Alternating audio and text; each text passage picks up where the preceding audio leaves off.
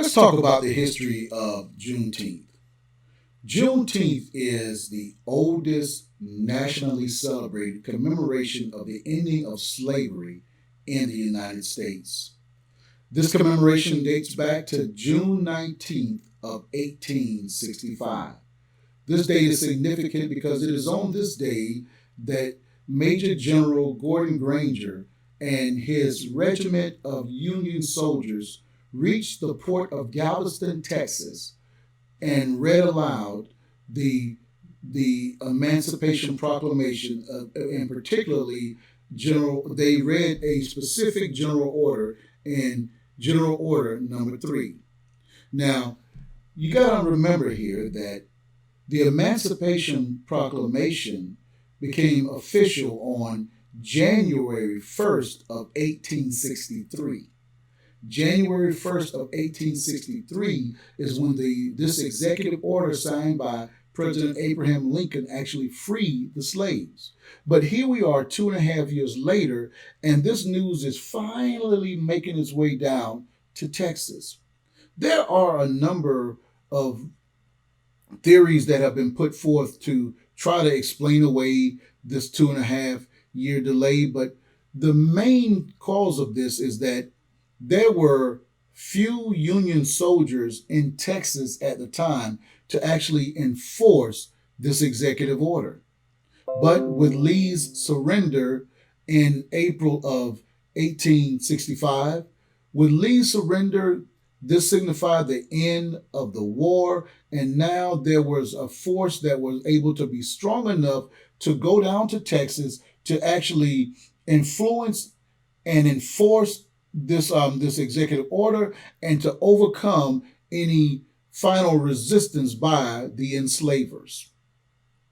General Order Number 3, which General Granger read, reads this way. The people of Texas are informed that in accordance with a proclamation from the Executive of the United States, all slaves are free.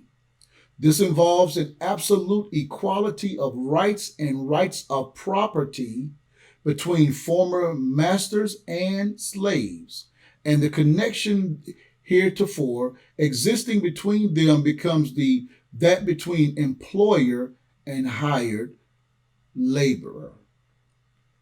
That last sentence is important. The connection heretofore existing between them becomes that between employer and hired laborer. In other words, if you want to keep your plantation going, you got to pay these folk now. You got to pay them. They are no longer your free hired help. If you want to continue to use them, you must now pay them. And this is important for us to remember even in this present day. And today, as we commemorate the celebration of Juneteenth, when these final slaves heard news that they were free and that they actually had been freed 2.5 years prior. As we commemorate this, we need to understand this. If you want to use these people, you're going to have to pay these people. If you're going to pay, you're only going to pay people that you respect.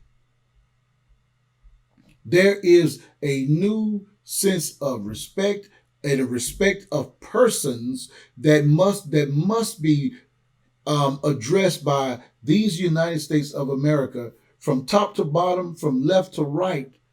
These people who were freed 2.5 years prior to those in Texas even finding out about it, they must be, and their descendants must now be treated as equal, because we've been all endowed by our same Creator with these inalienable rights.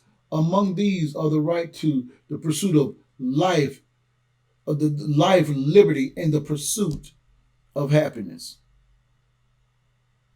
As we think about Juneteenth on this day, as we think about it and we commemorate and we look back on this day, Juneteenth, we are reminded that it is not enough for us just to not be racist in this time.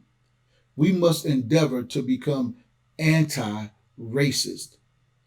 Anti-racist, because we're seeing so much of these the remnants and vestiges of those enslavers who fought tooth and nail down to the last 2.5 years after the Emancipation Proclamation to hold on to that evil of slavery. Some are still trying to hold on to the ethos of that today. We must resist that and be anti-slavery. But I just wanted to give you a little history of what Juneteenth is all about on this day. Until next time, this is Pastor ABE saying, according to your faith, it will be unto you. Be blessed.